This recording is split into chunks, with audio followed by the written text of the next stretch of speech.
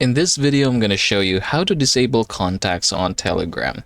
So for us to get this done, we're just going to head over here and you should be able to see the context here. So from here, you should be able to see the contacts and we're going to go ahead and find a way to disable this one. To do that, I want you to head over here to your settings and then we're just going to go ahead and open the privacy and security. Now I want you to go ahead and scroll down. We're going to go ahead and look for contacts. So here we have sync contacts. What we're going to do is disable this one and then down below as well. So we're going to go ahead and disable that.